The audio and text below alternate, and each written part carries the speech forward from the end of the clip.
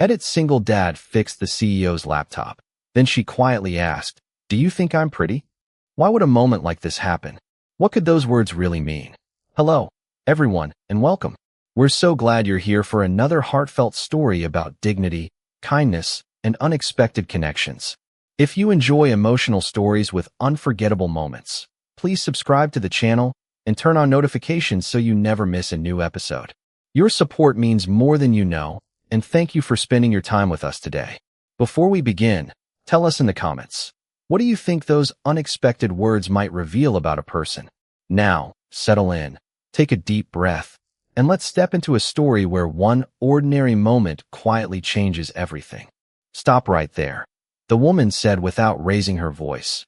Yet every conversation in the executive office faded into uneasy silence. Ethan Walker looked up from the sleek silver laptop resting on the polished conference table, his worn canvas tool bag still hanging from one shoulder. He had spent the entire morning driving across the city after receiving what sounded like an ordinary emergency repair request. The receptionist had never mentioned the building belonged to Kensington Dynamics, one of the country's fastest-growing technology companies. She certainly hadn't mentioned that the woman standing only a few feet away was Claire Kensington herself. Ethan wasn't dressed like someone who belonged inside a glass tower overlooking downtown Chicago. His faded jeans carried faint traces of machine grease from another repair earlier that morning, and his work boots had seen more rainy sidewalks than marble floors. Still, he stood calmly, meeting Claire's eyes without arrogance or apology. Around them, executives whispered under their breath.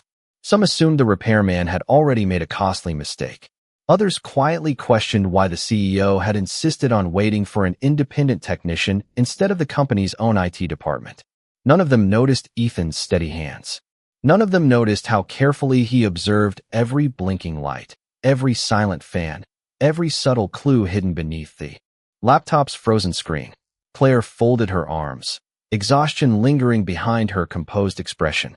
She had slept barely 3 hours during the past 2 nights. In less than 45 minutes, she was scheduled to present a multi-billion-dollar partnership proposal to investors joining from New York, Seattle, Austin, and San Francisco. Every document, every projection, every confidential file existed inside the laptop that refused to cooperate. 3 senior engineers had already declared the storage drive corrupted. A 4th suggested restoring from an older backup, but that would erase weeks of critical revisions. Failure wasn't simply embarrassing. It could reshape the future of hundreds of employees, depending on today's meeting. Ethan gently closed the laptop instead of forcing another restart. The movement surprised everyone. One executive frowned. "Is he giving up already?" another whispered. Ethan ignored the comments. He placed one finger against the aluminum casing as though listening to something no one else could hear. Then he quietly asked, "Has anyone noticed whether it became unusually warm before it stopped responding?" The room fell silent again. 4 experienced engineers exchanged uncertain glances. None of them answered immediately. Claire slowly nodded. "About 20 minutes before everything froze," she admitted. Ethan offered the smallest smile, not the confident grin of someone trying to impress a room, but the quiet expression of someone who had finally found the first missing piece of a puzzle. Without another word, he reached into his weathered tool bag and removed an inexpensive screwdriver set that looked almost out of place beside the luxury furniture surrounding him. Several executives exchanged skeptical looks. They saw old tools. Claire saw something different. She saw a man who wasn't rushing, wasn't performing, and wasn't intimidated by titles. As Ethan carefully loosened the first tiny screw, the countdown clock displayed on the conference room screen quietly slipped below 30 minutes. And for the first time that morning, Claire realized the fate of everything she had built might now rest in the hands of a complete stranger. "Do not force it," Ethan said quietly as one of the engineers instinctively reached toward the power button again. His calm voice carried no criticism, yet the engineer immediately pulled his hand back. Ethan carefully lifted the bottom panel from the laptop and studied the internal components with patient attention instead of hurried confidence. Every movement was deliberate, almost effortless, as though he had performed this same careful inspection hundreds of times before. Claire remained standing only a few feet away, watching him with growing curiosity. Most technicians she had hired over the years talked constantly, filling every moment with technical jargon that sounded impressive but rarely solved the problem. Ethan was different. He spoke only when the words mattered. He listened more than he explained. The room felt strangely quieter because of it. One executive finally broke the silence. "Can it be fixed?" Ethan did not answer immediately. He gently disconnected a small cable, examined it beneath the bright conference room lights, then nodded almost to himself. "I think the computer has been protecting itself," he said. Several confused faces turned toward him. "Protecting itself?" another executive repeated. Ethan smiled politely. "Sometimes hardware overheats because a tiny component fails. When that happens, the system shuts down before permanent damage occurs. It looks much worse than it really is." Hope slowly returned to the room, but no one celebrated. There was still no guarantee. Claire crossed her arms again, although this time it was not because she felt defensive. She simply wanted to hide how desperately she wanted him to be right. The digital clock on the conference room wall now showed 24 minutes until the investor presentation. Every passing second seemed louder than the last. Ethan removed a compact flashlight from his bag and examined the motherboard from several angles. Finally, he pointed toward an almost invisible area near one corner. "There." Claire leaned closer. "I do not see anything." "Exactly," Ethan replied. "Most people would not." He carefully explained that an almost microscopic crack near a power management connection had interrupted communication during periods of heavy processing. The damage looked dramatic to diagnostic software, which incorrectly suggested a storage failure. The engineers exchanged uneasy glances. None of them had inspected that section because the automated reports had pointed elsewhere. Nobody argued with Ethan. Nobody defended their earlier conclusions. They simply watched. Ethan opened another small case containing inexpensive precision tools worn smooth from years of honest work. Nothing about them looked expensive, yet every tool had clearly been used with extraordinary care. Claire noticed the initials EW carefully engraved into one handle. They were not decorative. They were practical, the kind of personal touch someone made after years of relying on the same equipment every day. "How long have you been repairing computers?" she asked. Ethan kept working while answering. "Long enough to know that machines usually tell the truth if you are patient enough to listen." Claire almost smiled. It was an unusual answer, but somehow it made perfect sense. One of the younger engineers quietly asked, "Where did you study?" Ethan paused for only a moment. "Mostly through experience," he replied. "Life can be a demanding teacher." The answer left even more questions than it resolved. Before anyone could ask another, Ethan carefully reconnected the final cable and secured the panel with steady hands. He pressed the power button once. The screen remained black for what felt like forever. Nobody breathed. Then the company logo slowly appeared against the dark display. A soft startup sound echoed through the conference room. One by one, familiar folders filled the desktop exactly as Claire remembered them. Every presentation file, every spreadsheet, every confidential document remained untouched. Relief swept across the room like a wave. A few executives quietly applauded without thinking.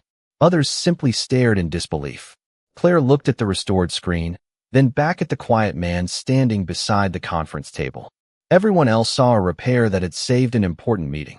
Claire found herself wondering how someone with such extraordinary skill had ended up carrying an old canvas tool bag from one service call to the next, and that question stayed with her long after the laptop came back to life.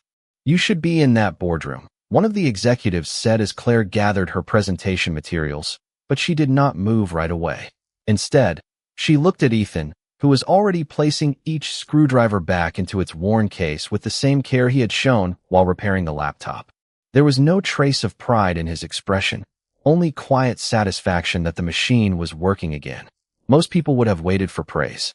Ethan simply prepared to leave for his next appointment. "What do I owe you?" Claire asked. Ethan pulled a folded invoice from his bag and handed it to her. She glanced at the amount, then looked back at him in disbelief. The total barely covered an hour of labor and a replacement component. "This cannot be right," she said. "It is," Ethan answered calmly. "That is my standard rate." One executive laughed softly. "You probably saved a deal worth hundreds of millions of dollars." Ethan shrugged with an easy smile. "I fixed a laptop. The rest is your work." His answer lingered in the room longer than anyone expected. Claire reached for her checkbook before stopping herself. "I would like to pay you more." Ethan gently shook his head. Please do not. Fair work deserves fair pay. If I charge people based on how desperate they are, eventually I stop respecting my own work. The words landed with unexpected weight. No one argued. Claire slowly folded the invoice and slipped it into her notebook instead of handing it to accounting. Would you at least stay for coffee after my meeting? She asked. Ethan hesitated. I appreciate the invitation, but my daughter gets out of school in a little over an hour. Thursdays are our library afternoons. Claire nodded, surprised by how naturally he mentioned it. You never miss them? Not unless she tells me she would rather spend time somewhere else. Ethan replied with a quiet laugh. So far, she still likes books more than shopping. For the first time that morning, Claire laughed too. It was brief, genuine, and completely different from the polite smile she exchanged during business meetings. Ethan picked up his old canvas bag and walked toward the conference room door. Just before leaving, he stopped and looked back. One more thing. Everyone turned toward him. Your cooling system needs maintenance. The laptop is healthy again, but if the room stays this warm during long presentations, the problem could return. Claire immediately looked toward the facilities manager, who silently wrote himself a reminder. Ethan offered a small nod and quietly disappeared into the hallway. The room felt strangely empty after he left. A senior executive glanced at Claire. Interesting man. She did not answer immediately. Through the floor-to-ceiling windows, she caught a glimpse of Ethan crossing the busy plaza below, blending into the lunchtime crowd as though nothing extraordinary had happened. There were no cameras following him. No one stopped to congratulate him. Within seconds, he looked like any other working father hurrying to his next job.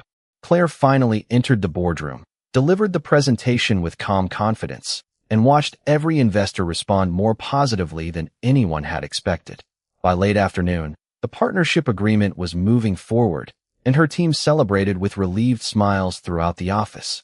Yet while everyone else talked about contracts, forecasts, and expansion plans, Claire found herself thinking about something entirely different.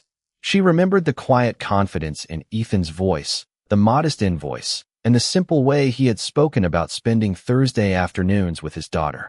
As evenings settled over Chicago and employees began leaving the building, Claire opened the invoice one more time.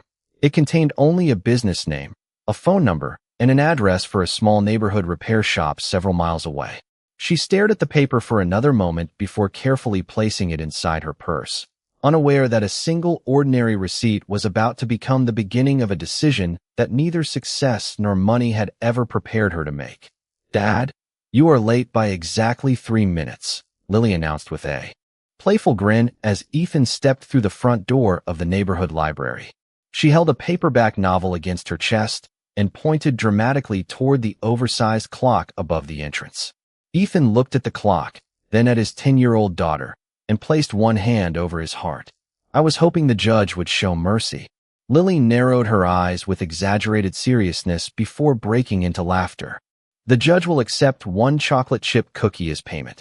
Ethan laughed with her, the kind of relaxed laugh that never appeared during work. That sounds suspiciously specific. Justice usually is, she replied. They walked between tall shelves lined with books that had become part of their weekly tradition ever since Lily learned to read. The librarian greeted them by name, smiling as she handed Lily a new list of recommended novels. Ethan watched his daughter disappear toward the young readers section with quiet pride. Those Thursday afternoons were never rushed. No ringing phones interrupted them. No customers demanded immediate answers. For 1 hour every week, the outside world simply waited. Later, they crossed the street to a small neighborhood bakery where the owner already knew their usual order. Lily carefully split 1 cookie in half before sliding the larger piece onto Ethan's napkin. Growing kids need more food, Ethan reminded her. So do fathers who fix computers all day, she answered without looking up. He smiled because she had been making that same argument for nearly 2 years.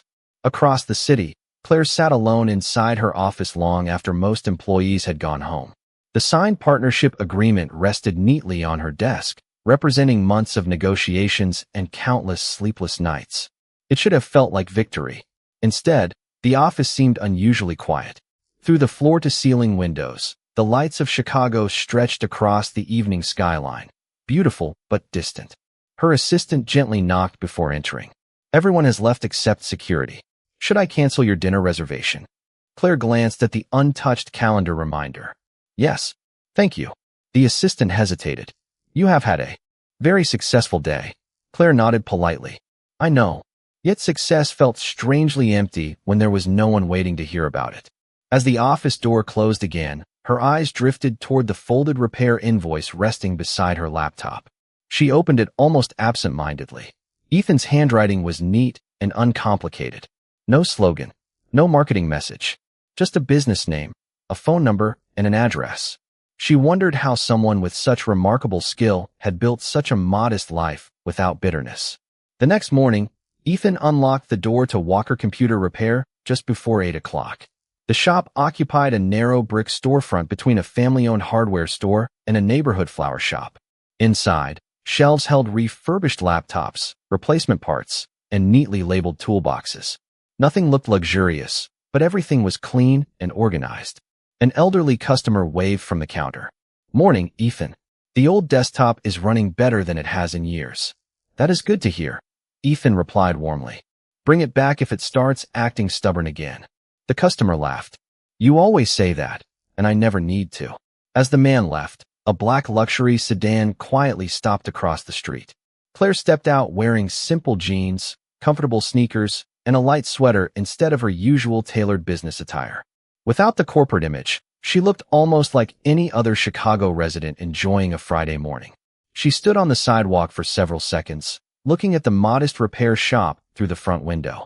Ethan was helping another customer with patient attention, completely unaware that one of the most influential executives in the city had just arrived without an appointment, carrying far more questions than she had expected. I was beginning to think you only existed in conference rooms, Claire said with a small smile as she stepped through the doorway. The bell above the entrance chimed softly, and Ethan looked up from the workbench where he was replacing a cracked laptop screen for a college student. Genuine surprise crossed his face before he returned her smile. Good morning, he said. I was not expecting another emergency. Claire glanced around the shop. Sunlight filtered through the front windows, reflecting off neatly organized shelves filled with repaired computers waiting for their owners. A bulletin board displayed handwritten thank you notes from customers instead of advertisements. One message simply read, "Thank you for treating my old computer like it still mattered." Another thanked Ethan for recovering decades of family photographs that everyone else believed were gone forever. Claire quietly read each note, while Ethan finished tightening the final screws on the student's laptop. The young customer powered it on, watched the screen come to life, and smiled with visible relief. You saved my semester, he said gratefully. Ethan only nodded. Take good care of your backup drive this time. After the student left, Claire approached the counter. I hope I am not interrupting your day. Everyone who walks through that door becomes part of my day. Ethan answered. How is your laptop? Still working perfectly, she replied. Actually, I came for a different reason. Ethan waited without rushing her. She noticed he had a habit of giving people space to finish their thoughts instead of filling every silence. Would you consider doing contract work for my company? She asked. Our engineers are talented, but they could learn from someone who notices what everyone else misses. Ethan leaned lightly against the counter before answering. That is generous, but I do not think I am the right fit. Claire blinked. She had expected questions about salary or responsibilities, not a gentle refusal. May I ask why? Ethan looked toward a framed photograph sitting beside the cash register. It showed him standing with Lily at a neighborhood science fair, both of them smiling proudly beside a homemade robotics project. Because I built this shop around a promise, he said quietly. When Lily was little, I promised I would always be the parent waiting after school instead of the one calling to say I was running late again. Claire followed his gaze to the photograph. You could still have both. Ethan slowly shook his head. Maybe some people can. I learned that. I cannot give 100% to everything at the same time. Something eventually gets less than it deserves. His words settled gently between them. Claire thought about the countless dinners she had canceled, the birthdays she had missed, and the empty apartment waiting for her every night. Success had demanded almost everything, and she had convinced herself that was simply the price of ambition. Looking around Ethan's modest shop, she wondered if there had always been another way. Just then, the front door opened again, and Lily hurried inside carrying her backpack. Dad, the school bus was early today. she called before noticing Claire. She stopped politely. Oh, sorry. I did not know you had a customer. Ethan smiled warmly. Lily, this is Claire. Claire, this is my favorite person. Lily offered her hand with surprising confidence. Nice to meet you. Claire shook it, unexpectedly touched by the effortless affection in Ethan's introduction. No titles, no accomplishments, just the simple truth that mattered most to him. As Lily began unpacking her homework at the small desk in the corner of the shop, Claire realized she had come searching for the secret behind Ethan's remarkable skill. Instead, she had just discovered something far more valuable, and it quietly challenged everything she believed success was supposed to look like.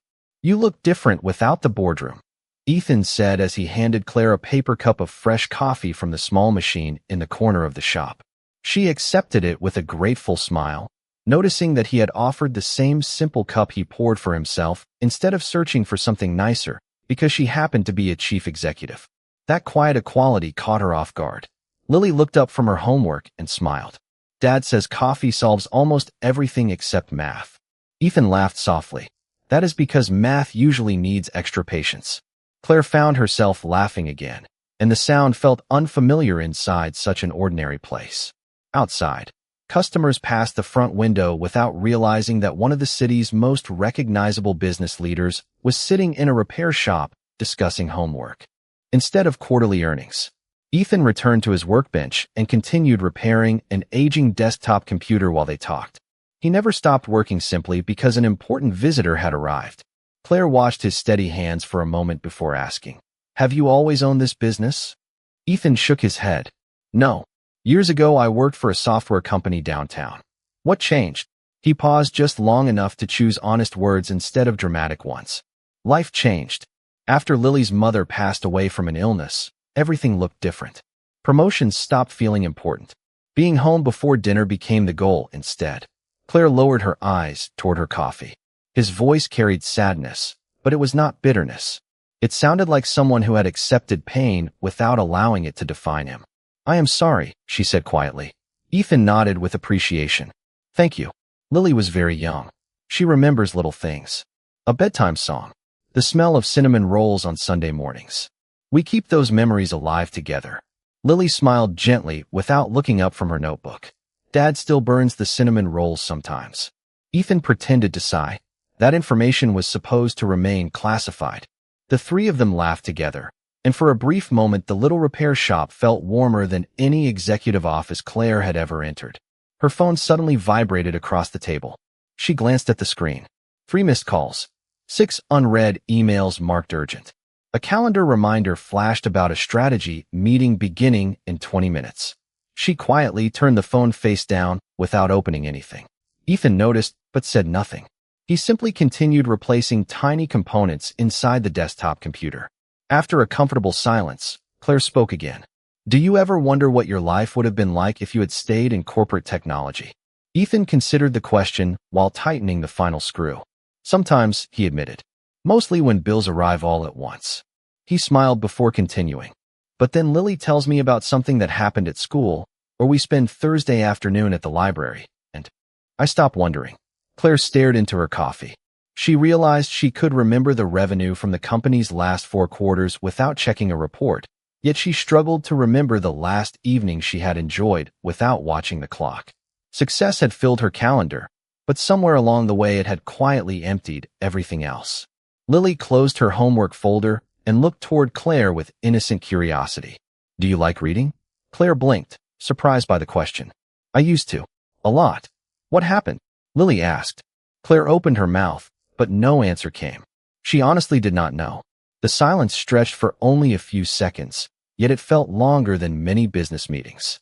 Ethan finally looked up from the workbench, meeting Claire's eyes with quiet understanding instead of sympathy. He did not rescue her from the uncomfortable moment. He simply let the question exist.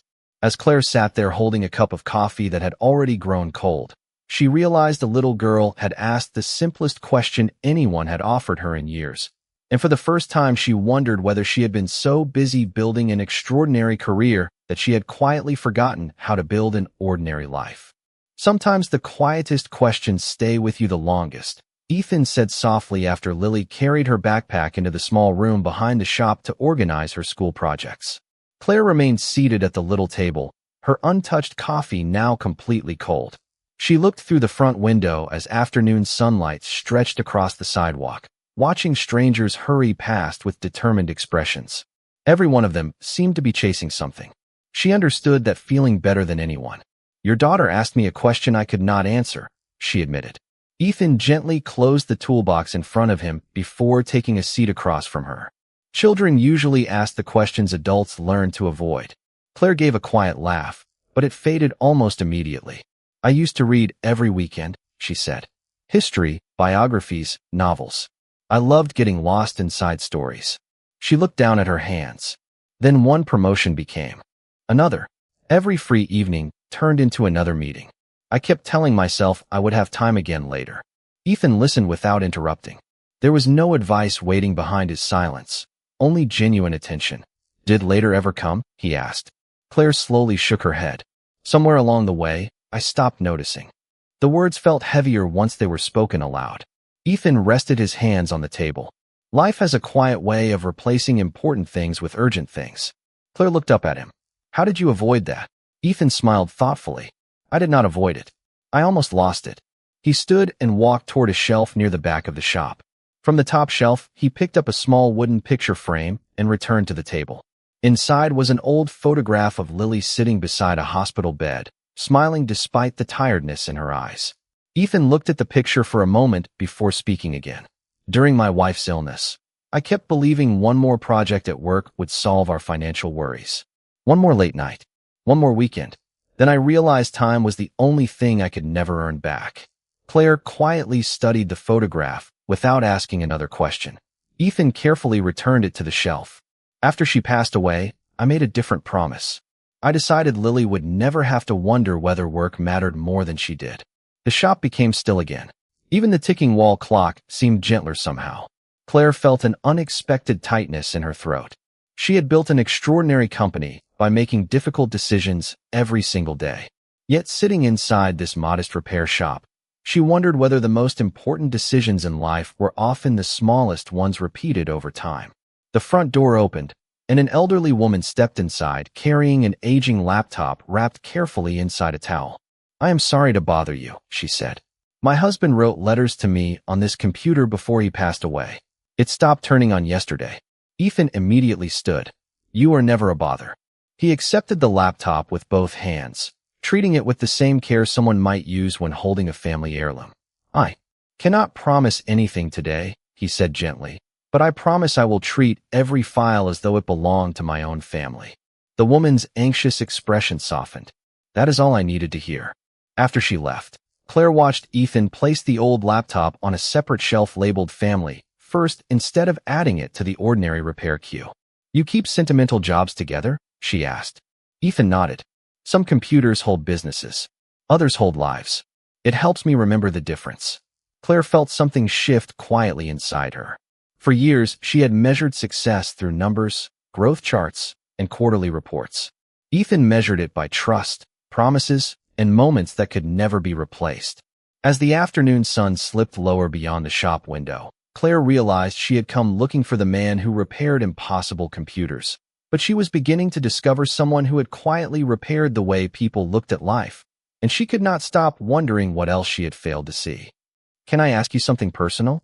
Claire's voice was almost a whisper as the last customer of the afternoon stepped outside, and the little bell above the door settled into silence once again. Ethan looked up from the workbench and nodded without hesitation. "You can ask. Whether I answer depends on the question."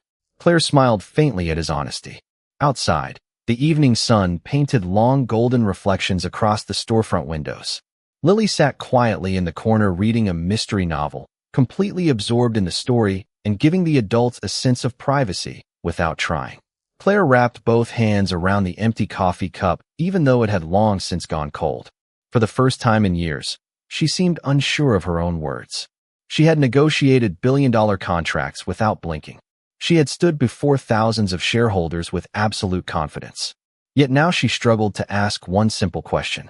Ethan noticed the hesitation but did not rush her. He simply waited. Finally, Claire looked directly into his eyes. Do you think I am pretty? The words hung gently in the quiet shop. Ethan did not react with surprise, amusement, or embarrassment. Instead, he studied her expression with calm attention, as though he understood the question she was really asking.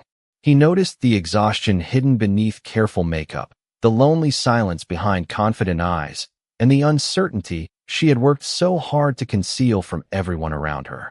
After a thoughtful pause, he answered softly, "I think you are asking the wrong person." Claire blinked. "What do you mean?" Ethan folded his hands together before speaking again. "If you only wanted someone to compliment your appearance, there are probably hundreds of people who would gladly do that every day.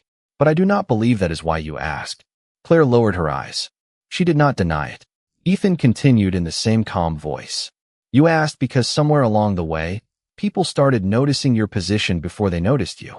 They admire what you built. They respect what you achieved. But after hearing enough compliments about success, it becomes difficult to know whether anyone truly sees the person standing behind it." Claire felt her throat tighten. No one had ever described it so clearly. Not her closest colleagues. Not the business magazines that praised her leadership. Not even the friends she rarely had time to meet anymore. Ethan was not complimenting her. He was understanding her. "So," Claire asked quietly, "what do you see?" Ethan smiled gently. "I see someone who carries more responsibility than most people realize. I see someone who keeps showing up every day even when she is exhausted. I see someone who took time to visit a little repair shop because curiosity mattered more than appearances. I see someone who listened to a little girl instead of pretending to be too important. Those things tell me much more than a mirror ever could." Claire remained completely still. A single tear formed in the corner of her eye before she quietly brushed it away, hoping neither Ethan nor Lily had noticed. But Ethan pretended not to see because he understood that dignity sometimes meant allowing another person to keep a private moment. Lily finally looked up from her book with an innocent smile. "Dad always says the nicest people are the ones who forget to tell everyone they are nice."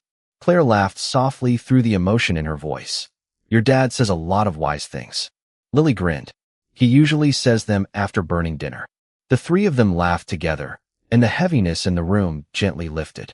Yet something had changed forever.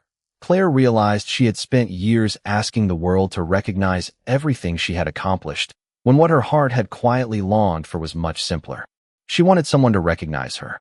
As the evening light slowly faded beyond the shop window, Ethan walked to the front door to turn the sign from open to closed, completely unaware that the quiet conversation they had just shared had already become the most honest moment Claire had experienced in many years, and she left the shop carrying no new business agreement, only a truth she could no longer ignore. "Some people spend their whole lives searching for what they already have," Ethan said quietly as he locked the front door and switched off the bright display lights inside the repair shop. Claire stood beside him on the sidewalk, watching the city settle into the gentle rhythm of evening. The rush of business traffic had begun to fade, replaced by families walking home, neighbors greeting one another, and children laughing in the nearby park. For the first time in a long while, she did not feel the urge to check her phone. It remained tucked inside her purse, forgotten. Lily stepped outside carrying the mystery novel she had borrowed from the library the day before. "Dad, are we still making cinnamon rolls tomorrow?" she asked hopefully. Ethan smiled. "We are, but only if you promise not to tell anyone how many we burn." Lily laughed. "That is our family secret." Claire smiled as she watched them exchange the familiar jokes that only people who truly shared a life together could understand. There was nothing extravagant about the moment. No expensive restaurant. No elegant ballroom. Just an ordinary sidewalk, an ordinary evening, and a father who had never allowed ordinary moments to become ordinary. Claire looked toward Ethan. "Thank you," she said softly, "for fixing much more than my laptop." Ethan gave a small smile. "I did not fix anything. You already knew what mattered. Life just became loud enough that it was difficult to hear it." His words settled gently between them. Claire felt no need to answer immediately. Instead, she looked around with fresh eyes. She noticed the flower shop owner sweeping the sidewalk before closing. She noticed an elderly couple sharing one umbrella even though the sky was clear. She noticed Lily excitedly pointing toward the first stars beginning to appear above the city skyline. Somehow those simple moments felt more meaningful than many of the celebrations she had attended inside luxury hotels. A week later, Kensington Dynamics announced a new employee initiative encouraging flexible schedules for parents and caregivers whenever possible. The policy surprised many investors, but Claire explained it with quiet confidence. Healthy families build healthy companies, she said during the announcement. She never mentioned Ethan by name. She did not need to. Some lessons belonged in actions rather than speeches. On Thursday afternoon, just before the usual trip to the library, Ethan heard the familiar bell above the shop door. Claire walked inside carrying a small paper bag instead of a briefcase. "Peace offering," she said with a smile. Lily peeked inside and laughed. "These are cinnamon rolls." Claire nodded. "I made them myself." Ethan looked amused. "Should we be worried?" Claire laughed freely. "Probably a little." They shared the cinnamon rolls around the little table in the corner of the shop. They were uneven, slightly overbaked, and far from perfect. Lily took another bite anyway. "These taste like someone really tried," she said. Ethan looked at Claire with quiet warmth. "That usually matters more than perfection." Claire smiled, and this time the smile reached her eyes without effort. It was not the practiced expression she wore for cameras or business magazines. It was peaceful. Before leaving for the library, Lily slipped her hand into Ethan's and looked up at Claire. "You should come with us sometime. Books are better when you have someone to talk about them afterward." Claire looked at Ethan, and he simply nodded as though the invitation needed no further explanation. "I would like that very much," she replied. Together they walked toward the library beneath the soft evening light, not as a chief executive, a repairman, and a little girl, but as three people discovering that the richest parts of life are rarely measured by titles, salaries, or applause. Sometimes they are measured by quiet conversations, promises kept, and the courage to truly see another person. And in that quiet understanding, each of them found something they had not realized they were missing until the moment they finally felt at home.